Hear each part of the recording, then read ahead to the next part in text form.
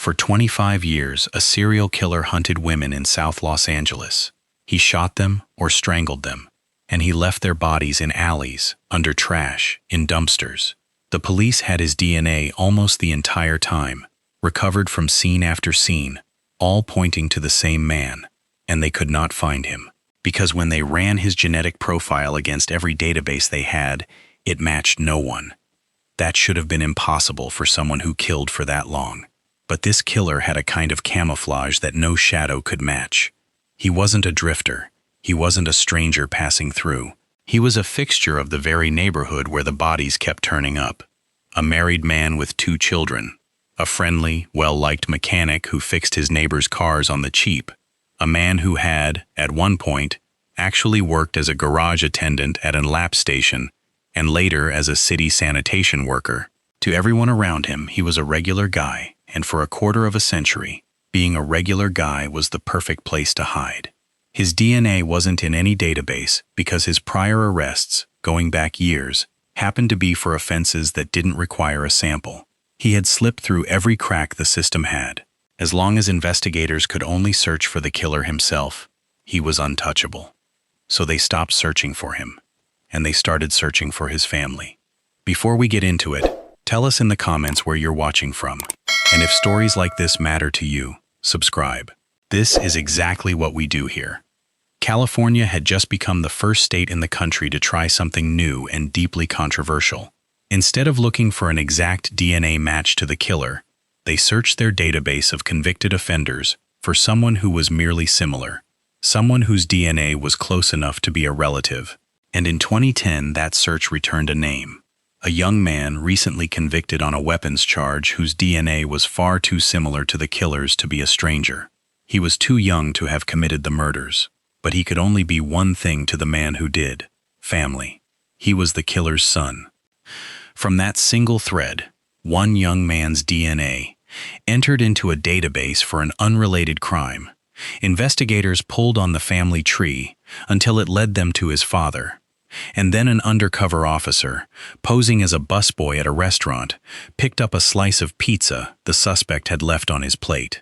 This is the story of the Grim Sleeper, and how a serial killer who hid in plain sight for 25 years was finally caught by the DNA of his own child. To understand this case, you have to understand the place and the time, because both are central to how a killer operated for so long without being stopped. The murders happened in South Central Los Angeles, historically the heart of the city's black community, mostly during the 1980s and the years around it. And the 1980s in South Central were brutal, not because of the people who lived there, but because of what was descending on them. The crack cocaine epidemic hit these neighborhoods like a bomb. Gang violence surged. Murder rates climbed. The community was under a kind of siege that the rest of the city, and much of the country, was content to look away from. For a predator, that environment was cover. When violence is everywhere, one more body in an alley does not stand out the way it would in a quieter place. And there was something even darker at work. The victims this killer chose were, overwhelmingly, black women. Many of them were struggling, some with addiction, some doing sex work to survive. And that made them, in the cold calculus of how society ranks its victims, easy to overlook, easy to write off, easy to file under just another death in a neighborhood the city had already decided not to see. The families of the victims have said this plainly, and they are right to. Many in the community believed the police did not work these cases the way they would have worked the murders of wealthier, whiter victims in another part of town. The father of one victim said he'd come to believe the police had simply given up. A stepmother of another victim would later say her own husband died thinking his daughter was just another murder in South Central, never knowing she had been the victim of a serial killer. That is the backdrop this killer exploited. Not a dark alley he hid in, but a whole community the wider world had turned its back on. He understood that if he chose victims no one in power was fighting for, he could operate almost indefinitely. For a long time he was right, which makes what these families did, refusing to let their daughters be forgotten, showing up to hearing after hearing for years, one of the most important threads in this entire story. They would not let the city look away. The first confirmed murder came on August 10, 1985. The victim was a young woman named Deborah Jackson, 29 years old. She was shot 3 times in the chest with a small caliber handgun, 25 caliber pistol. That detail matters because that same gun, that same weapon, would be used again and again over the years that followed. Ballistics would eventually tie a string of killings together through the signature of that single 25. The pattern that emerged was chillingly consistent. The victims were women, most of them young, most of them black, in and around South Los Angeles. The killer would initiate some kind of sexual contact with them, and then he would kill them, shooting them, or strangling them. Afterward, he disposed of the bodies with a grim practicality. In alleys, in dumpsters, wrapped in trash, sometimes hidden under debris. He treated them as things to be discarded, and he chose the kind of locations where a discarded person might not be found, or might not be prioritized when they were. And he kept something. When investigators finally searched his home years later, they would find a staggering trophy collection, roughly 1,000 photographs and videos of women and girls. Some of the images were of victims. Some were of women who have never been identified. A killer who photographs his victims and keeps those images is a killer who relives what he did, who treasures it. It's one of the most disturbing hallmarks of a certain kind of predator, and it would later raise a terrifying question that still hangs over this case. Exactly how many women did this man actually kill? The official count is 10. Investigators have suggested the true number could be far higher, possibly as many as 25. For years, though, no one even knew these murders were connected. Amid the chaos of South Central in that era, the deaths were investigated, or under-investigated, as separate crimes. There were, in fact, multiple serial killers operating in South Los Angeles during roughly the same period, and for a long time their crimes were mistakenly attributed to a single phantom. It would take forensic science, the DNA, and that .25 caliber signature to begin pulling one specific killer's work out of the noise. And it would take a survivor to put a face to him. In November of 1988, a woman named Anitra Washington became the only person known to survive an encounter with this killer, and because she survived, she is one of the most important figures in the entire case. She accepted a ride from a man. What happened next was horrifying. She was shot in the chest and sexually assaulted. But the detail that stayed with investigators, and that reveals the specific darkness of this particular killer, is what he did after. He took a Polaroid photograph of her. In the middle of the attack, he documented it, the same trophy-taking impulse that would later fill his home with 1,000 images. Anitra Washington did not die. Somehow, gravely wounded, she got away. She survived, and she was able to tell police what the man looked like, what his car looked like, what had happened. She gave a description that no murdered victim ever could. Years later, when investigators finally searched the suspect's home, they would find, among that vast collection of photographs, the Polaroid he had taken of Anitra Washington that night. Her own image, kept as a trophy by the man who tried to kill her, became a piece of evidence against him.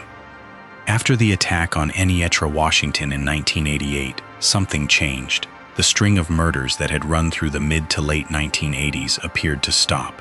For years, by the police's initial count, around 14 of them, there were no new killings that fit the pattern. And then, in the early 2000s, the murders appeared to resume.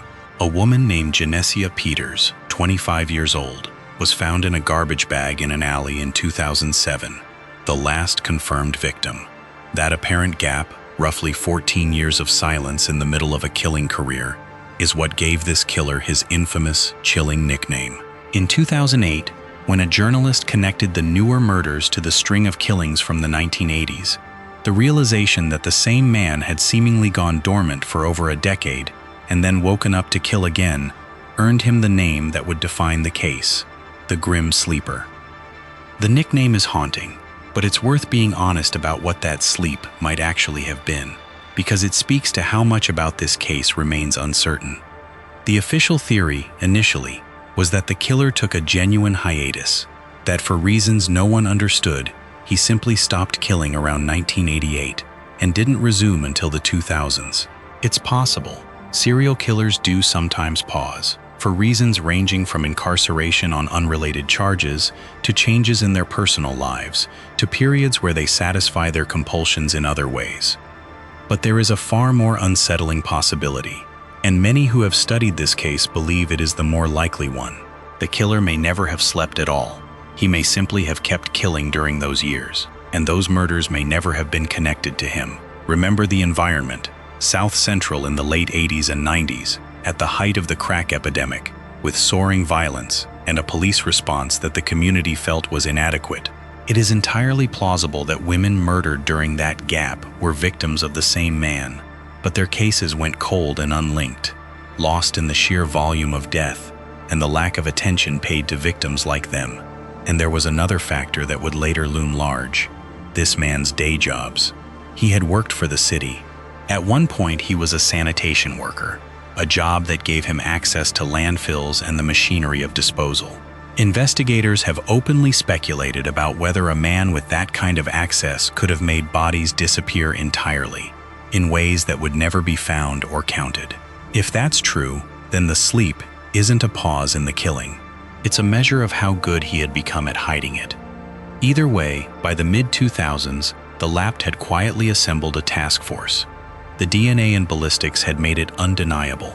A single killer was responsible for a string of murders stretching back to 1985, and he was still active. They had his complete genetic profile. They had the .25 caliber signature. They had a survivor's description. They had, in a sense, everything about him except the one thing they needed: who he was. And when they ran his DNA against the offender databases, the answer came back the same as it always had: no match. The killer wasn't in the system. To find him, they were going to have to invent a new way to look. Here is the wall this case hit, and it's a version of the same wall we see again and again. The criminal DNA databases only contain people who have been arrested or convicted of qualifying offenses and had a sample taken. Run a crime scene profile against that database, and you only get a hit if the killer himself is already in it. The Grim Sleeper was not in it, and there's a bitter irony in why. This was not a man with a clean record. He had been arrested multiple times over the years, but his offenses had been things like misdemeanors and possession of stolen property. Crimes that, at the time, did not require him to submit a DNA sample.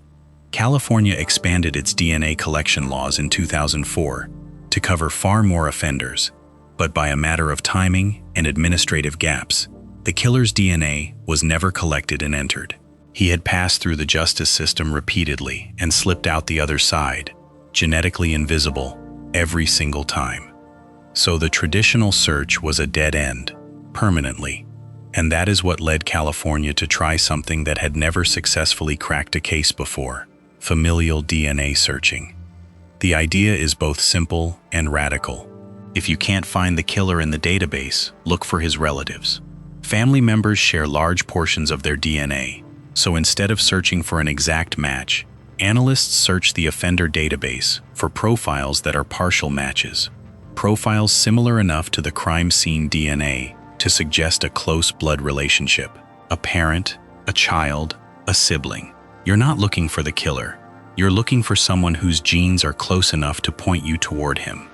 California had adopted this controversial technique in 2008, becoming the first state in the nation to do so, and it came with strict rules.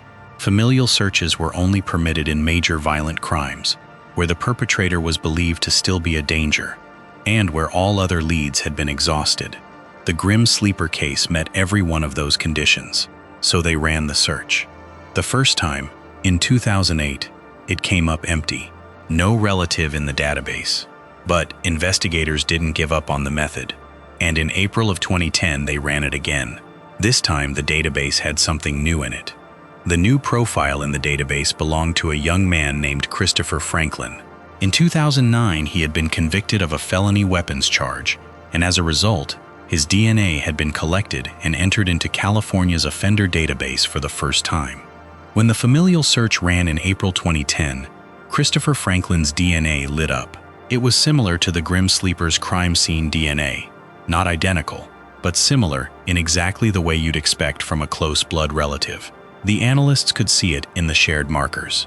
This young man was almost certainly a son, a brother, or a father of the killer they'd been hunting for 25 years. But Christopher Franklin himself could not be the grim sleeper. He was far too young. The murders had begun in 1985, when he was a child, so he was not a suspect. He was something more useful and more chilling, a genetic signpost, pointing directly at a member of his own family.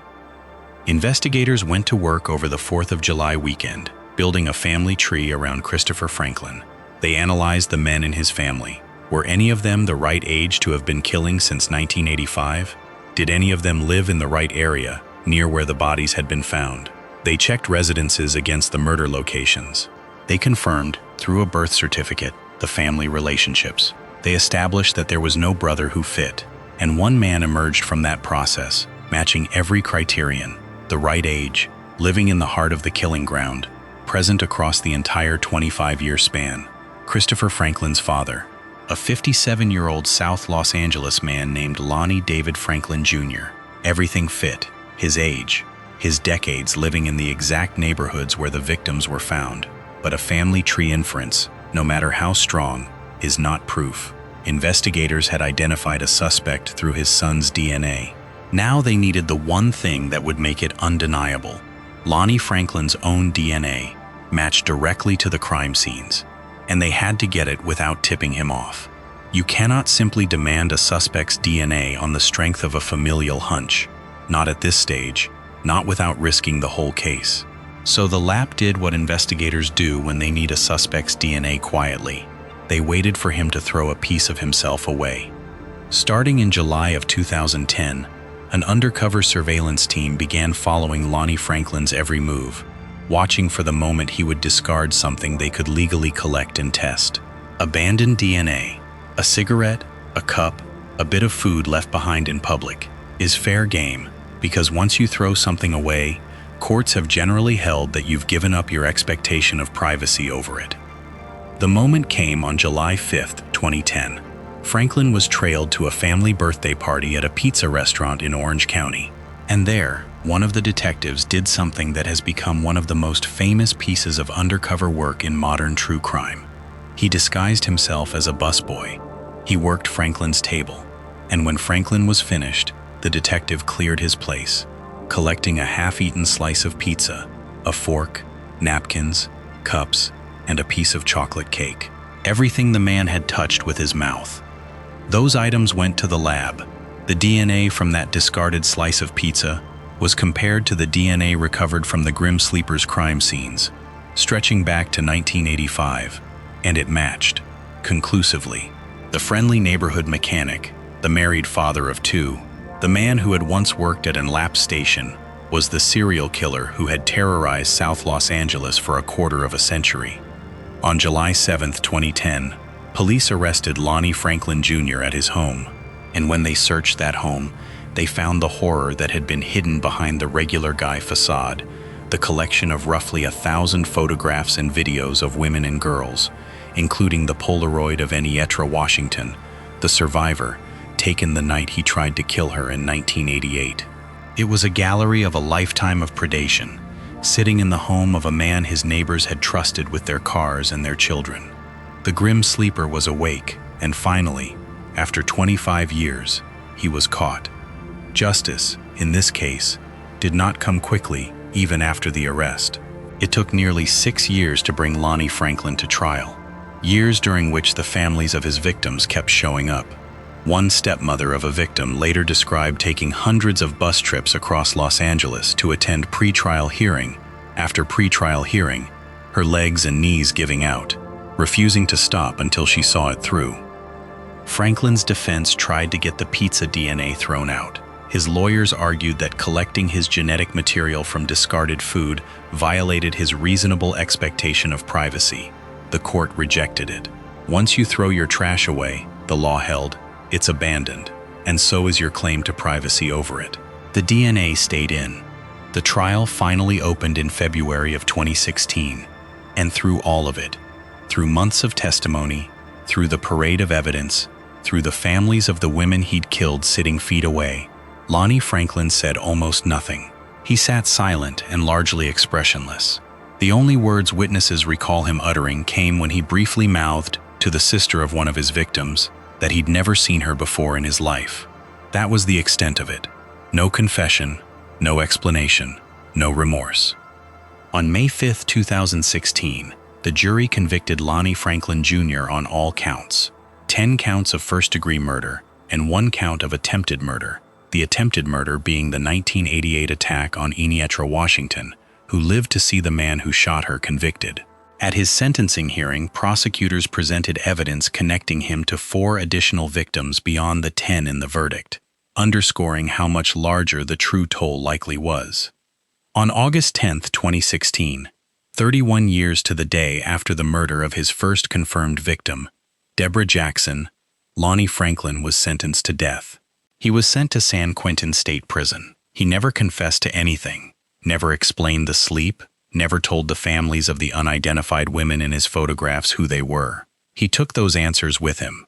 On March 28, 2020, Lonnie Franklin Jr. was found dead in his cell on death row, and whatever secrets he still held died with him. The Grim Sleeper case is a landmark, and it's important to be clear about exactly what it proved, because it opened a door that is still reshaping cold case investigation today. This was the first time in California, and one of the first times anywhere, that familial DNA searching successfully led to the arrest of a serial killer. Before this case, familial searching was a controversial theory with strict rules and no proven track record. California had run the search 9 times before with nothing to show for it. The Grim Sleeper was the case that demonstrated it could actually work, that a killer who was completely invisible to a direct database search could still be caught through the DNA of a relative who wasn't even born when he started killing. That is a profound shift, and it's worth pausing on the ethics of it, because they are genuinely difficult. Familial searching means that your DNA in a database can expose your relatives, that a person can come under investigation not because of anything they did, but because of who they're related to. Critics have raised real concerns about a kind of guilt by genetic association, and about which communities are overrepresented in offender databases in the first place. Those concerns are legitimate and ongoing. In the Grim Sleeper case, the authorities stressed that only the DNA of convicted felons was searched, under rigorous, court-approved guidelines reserved for the most serious violent crimes. But the tension the case exposed, between catching monstrous killers and protecting the genetic privacy of innocent relatives, has never fully gone away. What's not in dispute is the outcome for these specific families. A serial killer who had operated for 25 years, who was genetically invisible to every conventional search, was identified, arrested, tried, and convicted, because a technique existed that could reach him sideways, through his bloodline. His son's DNA, entered into a database for an unrelated crime, became the thread, and the moment investigators had that thread, 25 years of invisibility collapsed in a matter of weeks. The Grim Sleeper walked so that later techniques, including the genetic genealogy that has since solved so many of the cases on this channel, could run. It was an early, powerful proof of the same underlying truth. You can hide yourself from the law completely, and still be given up by the DNA of the family you can never disown. Strip away the science, and the deepest lesson of this case is about who gets protected and who gets fought for. The Grim Sleeper was able to kill for 25 years not primarily because he was brilliant, but because he chose victims that a whole system was inclined to overlook. Black women in a neighborhood under siege. Women, some of whom were struggling with addiction, some doing sex work. Women whose deaths were too often treated as less urgent, less worthy of the full weight of an investigation. He understood that. He weaponized it. His camouflage wasn't just his friendly demeanor. It was society's indifference to his victims. That is the hard truth this case forces us to sit with. And it's why the people who come out of this story as heroes are not the detectives with the clever pizza trick, impressive as that was. They're the families. The father who kept believing even when he thought the police had given up. The stepmother who took hundreds of bus rides on failing legs to sit in a courtroom for a daughter the city had nearly forgotten. The community members who insisted, for decades, that these women mattered, that they were not just another murder in South Central, but daughters, sisters, mothers, whole human beings whose lives had value. and whose deaths demanded answers. They refused to let the world look away, and in the end, the world had to look. And there is Enietra Washington, the woman who survived, who lived with what he did to her for decades, and who sat in that courtroom and saw him convicted.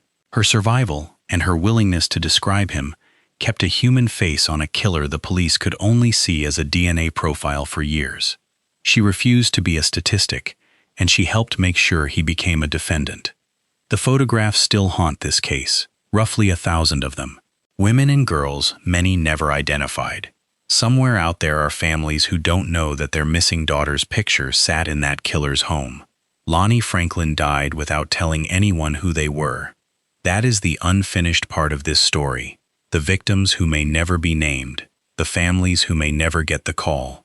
It's a reminder that solved is not the same as finished, and that behind the viral hooks of this case, the sun, the pizza, are real women who deserve to be remembered as more than the way they were found. If there's a lesson in the Grim Sleeper case, it's that you cannot outrun your own blood. Lonnie Franklin did almost everything a killer would need to do to get away with it. He chose victims the system overlooked. He hid inside an ordinary, trusted life in the middle of the community he preyed on. He kept his DNA out of every database through sheer luck of timing and the nature of his prior arrests. For 25 years, the direct search for him came back empty, every single time. By the old rules, he had won. But he had a son. And when that son's DNA entered a database for an entirely unrelated crime, it carried within it half of his father's genetic signature, an inheritance the killer could not erase, revoke, or hide. The science didn't need to find Lonnie Franklin in the system. It only needed to find someone who shared his blood. From there, a family tree and a discarded slice of pizza did the rest. There are killers walking free today who believe, as Franklin believed, that a clean database and an ordinary life have made them untouchable. They are making the same mistake. Every relative who is arrested, every family member who submits DNA to trace their ancestry, every branch of the tree that fills in, tightens the net a little more. You can disown your family. You cannot disown your DNA. The women of South Los Angeles, Deborah Jackson, Janicia Peters, and the many others, named and still unnamed, were treated as invisible for far too long, in life and in death. It took 25 years, a controversial new science, and families who would not stop fighting. But the man who hunted them was pulled out of the plain sight he'd hidden in, and made to answer for what he did. They were never invisible. It just took the world too long to see them. If this story stayed with you, tell us in the comments where you're watching from. And if you believe these women deserve to be remembered, subscribe. The next one is coming.